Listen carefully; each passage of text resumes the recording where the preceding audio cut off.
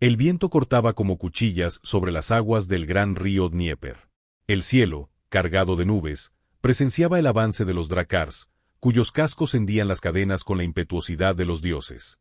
A la cabeza de la flota se erguía imponente un hombre, con una capa roja que danzaba al viento. Su nombre era Beowulf, y su leyenda empezaba a forjarse no solo por el filo de su espada, sino por la astucia de su mirada. No era solo un guerrero, sino un estratega de la OTAN, capaz de ver más allá del campo de batalla. Su destino no era amontonarse y desaparecer en las brumas del tiempo, sino echar raíces, construir un imperio y moldear a su antojo la tierra salvaje de la Rus de Kiev. Las tierras del este eran vastas y llenas de oportunidades, pero también de enemigos. Los reyes cristianos que gobernaban las fortalezas de la región veían a los vikingos como bárbaros, saqueadores sin rumbo, incapaces de comprender el orden divino. Pero Beowulf no era un hombre corriente. Él veía más allá de la batalla. Sabía que el verdadero poder no residía solo en la espada, sino en las alianzas que se podían forjar, los acuerdos que se podían hacer y las fortalezas que se podían conquistar y transformar. Para él, Rusia no era solo una tierra para ser saqueada, sino un reino para ser moldeado. Su escudo, envuelto en una antigua leyenda, se decía que era indestructible. Los guerreros que marchaban a su lado creían que mientras ese escudo se mantuviera en alto, Beowulf nunca caería. Pero el camino a la grandeza nunca está pavimentado solo con victorias. Las incursiones en los monasterios, que traían oro y gloria, también atrajeron la atención de los reyes que gobernaban tierras cristianas. Beowulf sabía que no era suficiente ser fuerte en el campo de batalla, había que ser más inteligente que los enemigos. Forjaría alianzas improbables, usaría la fe de sus oponentes contra ellos y demostraría que un verdadero rey vikingo no es solo aquel que empuña una espada, sino aquel que deja su huella para siempre en la tierra que conquista. El destino de la Rus de Kiev nunca volvería a ser el mismo. Beowulf no era solo un líder, era una fuerza de la naturaleza, un hombre esculpido por el frío intenso del norte y forjado en la batalla desde su juventud. Su clan, los Lobos Marinos, era uno de los más temidos en Dinamarca. Desde los campos brumosos de Jutlandia hasta las traicioneras costas de Noruega, su nombre se pronunciaba con respeto y admiración. A diferencia de muchos otros jarls que se conformaban con saquear y regresar a casa, Beowulf veía más allá del saqueo momentáneo. Soñaba con algo más grande. Soñaba con un imperio. Para él, el saqueo era solo el primer paso. La verdadera conquista llegaba cuando uno tomaba la tierra y la moldeaba a su antojo. Y fue este deseo de expansión lo que lo llevó a poner la mira en el este, hacia la vasta y prometedora tierra de la Rus de Kiev. El liderazgo de Beowulf no se basaba solo en la fuerza bruta, sino en una combinación letal de astucia y estrategia. Entendía el valor de la lealtad y sabía que un verdadero líder inspiraba no solo miedo sino respeto. Sus guerreros lo seguían porque creían en él, porque sabían que bajo su liderazgo regresarían a casa no solo con oro, sino con gloria y territorio. Antes de cada incursión, Beowulf estudiaba a sus víctimas.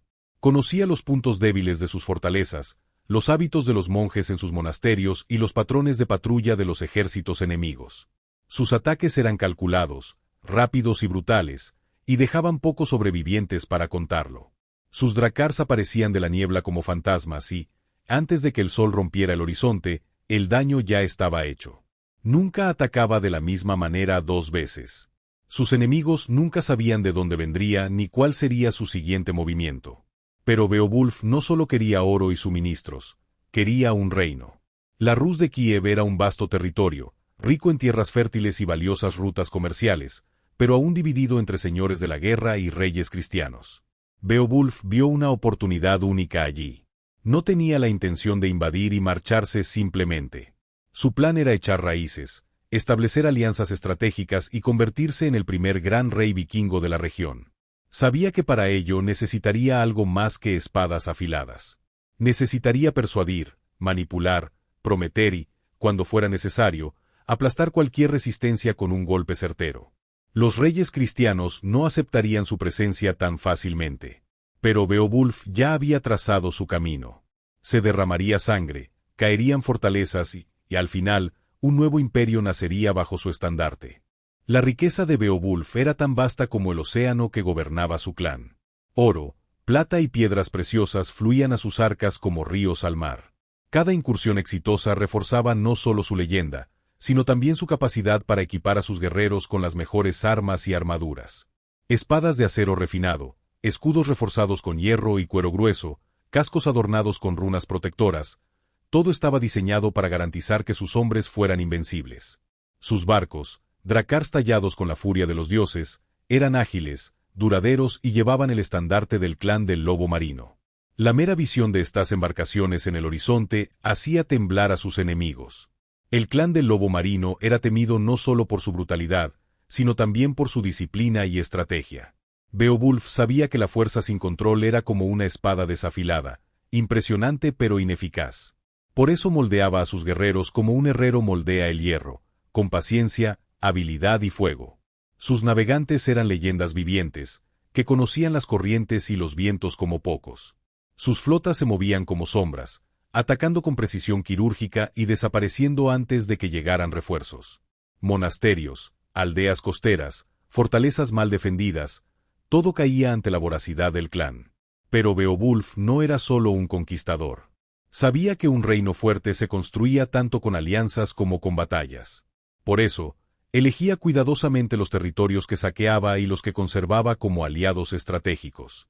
Fue en una de estas audaces incursiones donde Beowulf y sus lobos se enfrentaron a uno de los mayores desafíos de su carrera.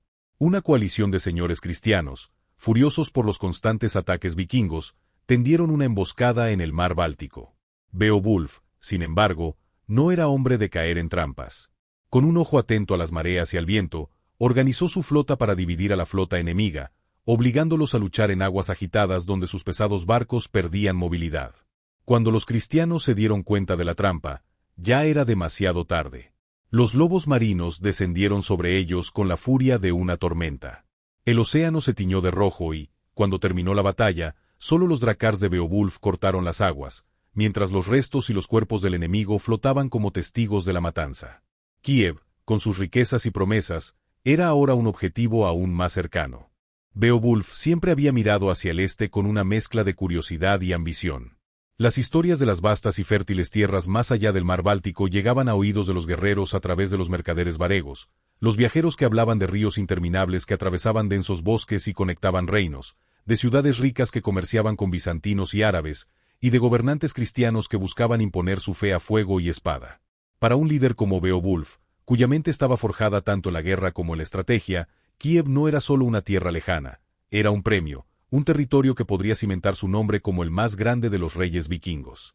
Si la conquistaba, tendría el control de una de las rutas comerciales más ricas del mundo, abriendo las puertas a tesoros inimaginables y un poder inaudito entre los pueblos del norte. Pero Beowulf sabía que la gloria no solo provenía del deseo, sino de la preparación. Antes de poner un pie en Kiev, estudió la tierra como un cazador observa a su presa. Envió exploradores disfrazados de mercaderes a las ciudades eslavas, para que reunieran información sobre la geografía, las defensas y la política de la región. Descubrió que Kiev se encontraba en una encrucijada delicada, con los gobernantes cristianos intentando consolidar su fe entre un pueblo todavía dividido entre las antiguas tradiciones paganas y la nueva doctrina impuesta por la cruz. Además, la ciudad servía como punto estratégico para el comercio, y sus gobernantes, aunque ricos, no tenían la fuerza naval que poseían los vikingos. Beowulf vio una clara ventaja: la superioridad de los barcos nórdicos y la experiencia de sus guerreros en el combate marítimo y los ataques rápidos. Kiev podía ser una fortaleza en tierra, pero los ríos que la rodeaban eran el camino hacia su caída. La preparación para la incursión llevó meses. Beowulf reforzó su flota, ordenando más barcos largos con cascos reforzados y espacio suficiente para llevar provisiones para una larga campaña. Los herreros trabajaban día y noche, afinando armas y armaduras, mientras los guerreros se entrenaban para una batalla prolongada, no solo para incursiones rápidas. El líder vikingo no solo quería invadir Kiev, sino tomarla y gobernarla. Para ello, necesitaría algo más que espadas afiladas. Necesitaba alianzas. Buscó a los jefes de las tribus eslavas que no estaban satisfechas con sus gobernantes locales, ofreciéndoles un nuevo orden, uno en el que pudieran prosperar junto a él, en lugar de ser aplastados por la influencia cristiana que avanzaba como una marea implacable. Algunos dudaron, pero otros vieron en Beowulf la oportunidad de cambiar el destino de la región. Cuando llegó el momento, los guerreros del clan del lobo marino estaban listos.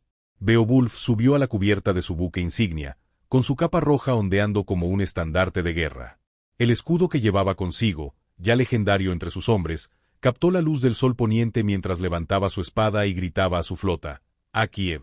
Allí forjaremos nuestro destino». Y así, los barcos largos atravesaron las aguas del Báltico, llevando la promesa de una nueva era para los nórdicos en el este. El viaje a Kiev fue una prueba no solo de fuerza sino de resistencia. Beowulf y sus guerreros se enfrentaron al mar como un enemigo impredecible cuyos estados de ánimo oscilaban entre una calma traicionera y una furia devastadora. Cuando zarparon de Dinamarca, el viento estaba a su favor, hinchando las velas rojas de sus barcos y propulsando la flota como si los dioses mismos los estuvieran guiando. Pero el mar nunca se dejó dar por sentado.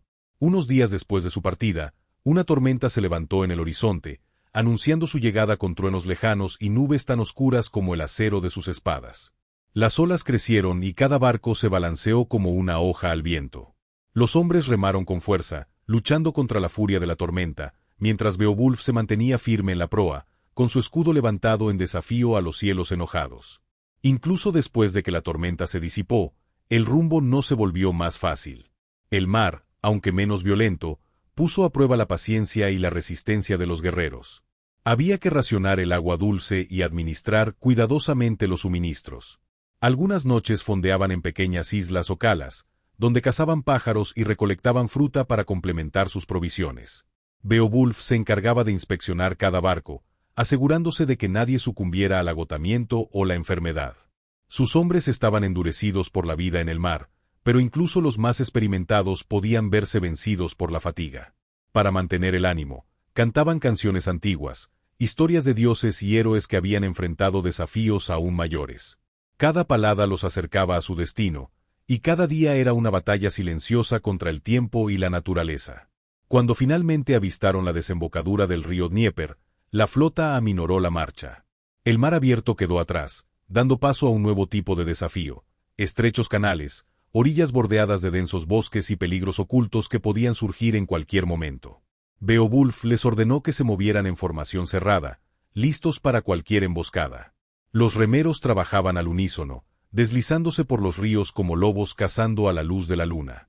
Por el camino pasaron por pequeños pueblos eslavos, algunos de los cuales ya conocían la leyenda de los vikingos y los observaban con admiración y respeto. Cuando por fin llegaron a tierra firme, la niebla matinal se alzó a su alrededor como un velo, revelando la inmensidad de Kiev en la distancia. Beowulf pisó la tierra húmeda, clavó su espada en el suelo y escrutó el horizonte. La ciudad los esperaba, y con ella, el destino de su clan. Después de la ardua travesía a través del mar, Beowulf y sus hombres finalmente pusieron pie en la tierra que les había sido prometida en sueños, la Rus de Kiev. El lugar era una tierra rica en recursos, una tierra fértil que llamaba la atención de cualquier líder vikingo sediento de expansión y dominación. Las orillas del Dnieper estaban cubiertas de densos bosques, sus árboles imponentes y misteriosos, como si guardaran secretos de un pasado lejano.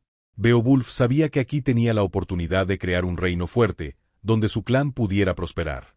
El desafío no era solo conquistar tierras, sino también ganarse la confianza de quienes ya habitaban la región y, tal vez, asegurar la supervivencia frente a quienes aún se resistían a su llegada. El primer paso de Beowulf fue establecer un asentamiento. Ordenó a sus hombres que levantaran tiendas y fortificaciones, pero en su mente ya tenía un diseño para un gran fuerte, una verdadera fortaleza que sirviera no solo como refugio, sino como símbolo de su autoridad.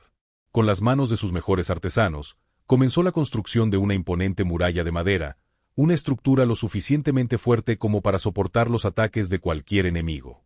Alrededor de la fortaleza, comenzaron a ararse pequeños campos y se sembraron cultivos con la esperanza de que la tierra pudiera sostener a la vasta población vikinga que se expandiría allí. Pero el primer año no sería fácil.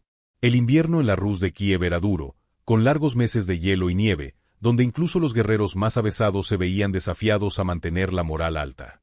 Los vikingos estaban lejos de casa, sin los recursos a los que estaban acostumbrados. Sin embargo, Beowulf, con su implacable liderazgo, no permitió que la adversidad los abatiese. Todos los días caminaba entre sus hombres, comprobando el progreso de la construcción y asegurándose de que los suministros se distribuyeran de forma justa. Su presencia era imponente y su fuerza de voluntad contagiosa. Sabía que si su liderazgo era lo suficientemente firme, los hombres lo seguirían hasta los confines de la tierra. Pero no todo estaba en paz en la Rus de Kiev.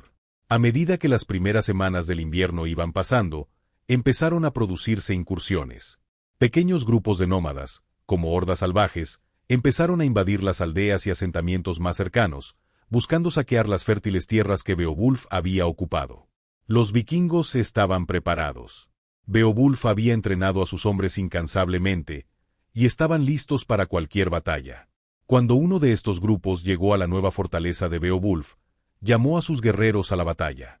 Con el sonido de los cuernos de guerra y gritos feroces, los vikingos cargaron hacia la batalla. La batalla fue rápida pero sangrienta, con los invasores siendo repelidos por los hombres de Beowulf, que lucharon como lobos en una cacería sin piedad. Beowulf, con su capa roja ondeando al viento y su espada imbatible, lideró los ataques personales, abatiendo al enemigo con precisión mortal. Su táctica de guerra era clara: atacar con velocidad, en formación cerrada, para sorprender y aplastar cualquier resistencia. La victoria fue rápida y decisiva, consolidando el poder del líder vikingo en la región. A este éxito inicial le siguieron otras batallas menores contra los invasores locales y con el tiempo, la reputación de Beowulf creció en toda la Rus de Kiev. Sin embargo, sabía que la verdadera fuerza de su clan no residía solo en la batalla, sino en las alianzas. Para asegurar la estabilidad y expandir su influencia, Beowulf buscó alianzas con los líderes locales. Sabía que su fuerza bruta, por imponente que fuera, no sería suficiente para consolidar su gobierno sin la ayuda de otros líderes de la región. Entre estos líderes se encontraba Oleg, un príncipe local, y su hermana, la princesa Olga, que también estaban interesados en establecer una fuerte presencia en Kiev. Beowulf, con su astucia estratégica, vio la oportunidad de unir fuerzas al ofrecer un matrimonio entre su propio linaje y el de Oleg.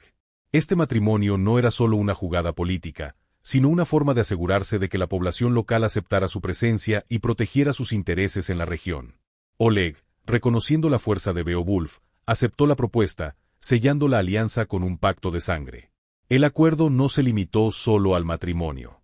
Beowulf también prometió proteger los territorios de Oleg de los invasores externos. El príncipe Oleg, a cambio, proporcionó recursos valiosos, como alimentos, armas e incluso información sobre las rutas comerciales que pasaban por Kiev. La alianza fortaleció la posición de Beowulf, lo que le permitió expandir aún más sus territorios. Además, trabajar con Oleg le dio la oportunidad de aumentar aún más su fuerza militar. Reclutó más guerreros y construyó una red de espías e informantes para asegurarse de estar siempre al tanto de lo que estaba sucediendo en toda la región. A medida que el clan de Beowulf estableció su presencia en Kiev, surgieron otros desafíos, en particular los monasterios cristianos que existían en la región. Beowulf veía los monasterios no solo como centros de devoción religiosa, sino también como símbolos de la resistencia de los reyes cristianos a su gobierno. No tenía simpatía por la religión cristiana, ya que era una amenaza para su poder y sus creencias vikingas. La idea de someterse a un dios cristiano era algo que simplemente no podía aceptar. Además, se sabía que los monasterios acumulaban grandes riquezas, y Beowulf sabía que su clan podría hacer un mejor uso de estas riquezas. Así que lanzó las primeras incursiones contra los monasterios locales, saqueando los templos y destruyendo cualquier símbolo de la fe cristiana que encontrara. Las primeras incursiones fueron rápidas pero extremadamente violentas, con los vikingos atacando por sorpresa y llevándose riquezas incalculables. El impacto de estas incursiones fue profundo. Beowulf no solo acumuló vastos recursos, sino que también envió un mensaje claro a los cristianos y a los líderes locales. La tierra ahora pertenecía a los vikingos y cualquier resistencia sería aplastada. Durante el primer año, las incursiones en los monasterios continuaron, cada una más brutal que la anterior. Beowulf creía firmemente que para asegurar su gobierno, debía dejar una marca indeleble en la memoria de aquellos que se atrevieran a desafiarlo.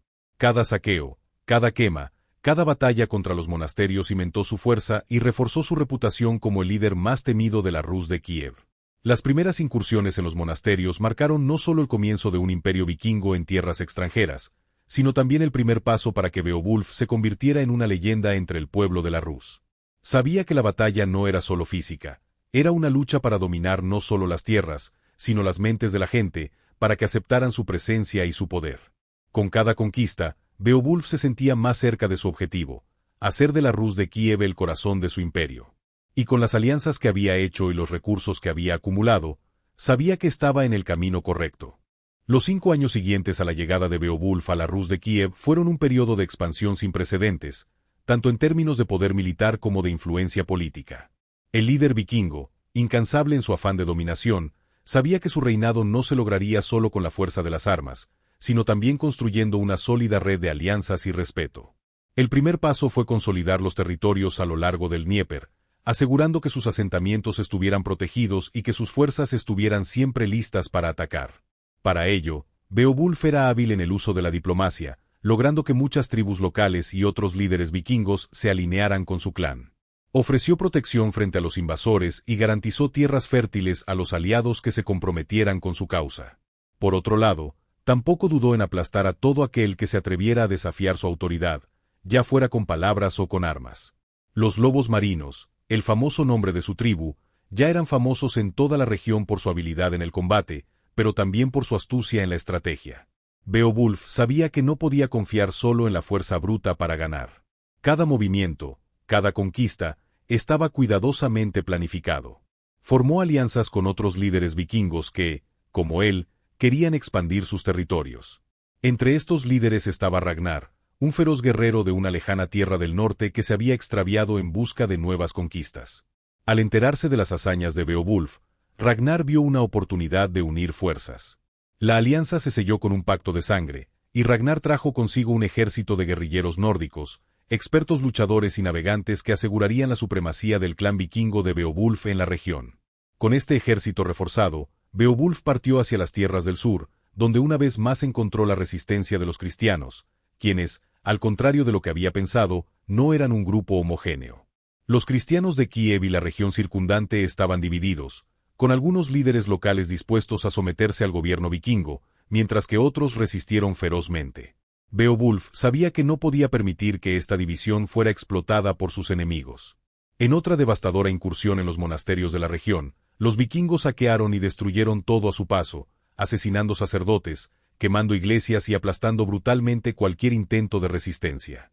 En una de esas incursiones, Beowulf se enfrentó al arzobispo local, un hombre de mirada fría y fervorosa que luchó hasta el final.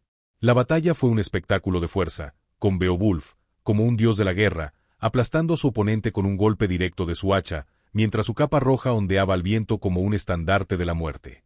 Con el paso de los años, Beowulf consolidó gradualmente su dominio sobre toda la región de la Rus de Kiev. Se convirtió en una leyenda viviente. Su fama se extendió de ciudad en ciudad y las tierras que conquistó estuvieron marcadas por la destrucción de cualquier vestigio de resistencia. Tenía un talento único para inspirar a sus hombres y su presencia era como una tormenta imparable. Las tribus locales llegaron a ver a Beowulf como un líder divino, un rey imbatible cuya voluntad moldeaba el destino de todos. Pero no todos veían a Beowulf como un aliado. La capital, Kiev, seguía en manos de poderosos enemigos y la lucha por el control de la ciudad no era nada fácil. Kiev, la ciudad de la nieve, era el corazón palpitante de la región y su valor estratégico era innegable. La ciudad estaba protegida por altos muros de piedra y estaba bien defendida por los mejores guerreros de la región, que servían a los antiguos reyes locales. Beowulf sabía que para consolidar su supremacía de una vez por todas, tenía que tomar Kiev. Sabía que hacerlo significaría enfrentarse a la resistencia más feroz que jamás había encontrado. Las leyendas que había oído sobre la ciudad no eran exageradas. Kiev era una fortaleza y quienes la defendían eran imbatibles en combate. Pero Beowulf nunca se dejó intimidar. Sabía que tenía la fuerza para enfrentarse a cualquier desafío. En los meses previos al ataque a la capital, Beowulf pasó sus días amasando un ejército colosal. Hombres de toda la Rus de Kiev acudieron a él, atraídos por la promesa de riquezas y gloria. También formó una alianza crucial con los líderes cosacos, cuyo conocimiento del terreno y las tácticas de guerrilla resultarían decisivos en la batalla. Con su ejército de más de 2.000 hombres, Beowulf partió hacia Kiev en una larga e implacable marcha a través de un terreno accidentado y ríos helados. A lo largo del camino, las incursiones en pequeñas aldeas y asentamientos cristianos se hicieron más frecuentes, y Beowulf mostró su abrumadora fuerza, eliminando cualquier rastro de oposición. Finalmente llegaron a las afueras de Kiev, donde el clima, que hasta entonces había sido relativamente templado, comenzó a volverse aún más duro. La nieve cayó en abundancia, cubriendo el campo y haciendo que el terreno fuera traicionero. El ejército de Beowulf, sin embargo, no vaciló.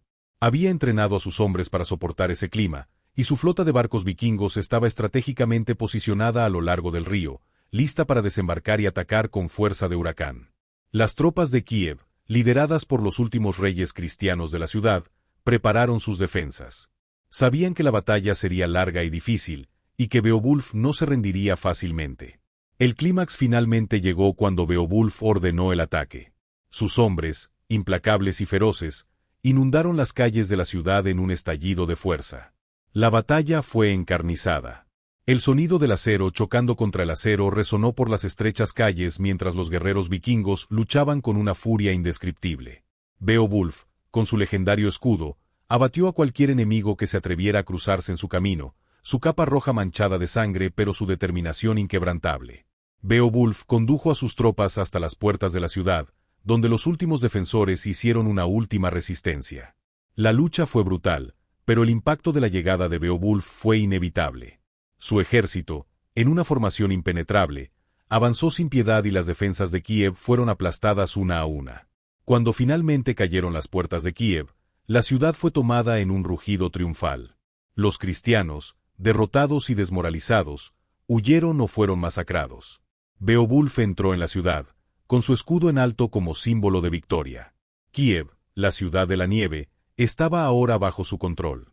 Con la caída de la ciudad, Beowulf se proclamó rey supremo de Kiev. Había conquistado lo que quería, la ciudad, sus tierras fértiles y sus recursos. Lo más importante, había conquistado el alma de la región. Su imperio, forjado con sangre y acero, ahora dominaba la Rus de Kiev. Beowulf miró hacia las calles de Kiev, que ahora estaban silenciosas pero cargadas de energía victoriosa. Sabía que su viaje no había hecho más que empezar. Como rey supremo, gobernaría con el poder y la sabiduría obtenidos tras años de lucha. El gobierno de Beowulf en Kiev sería eterno y su leyenda se extendería por todas las tierras, desde los gélidos mares del norte hasta las vastas llanuras de Rus. La batalla por la ciudad se había ganado, pero el verdadero reinado de Beowulf apenas había comenzado. ¿Te gustó esta historia? Suscríbete al canal y activa las notificaciones para no perderte las próximas sagas épicas. El viaje continúa.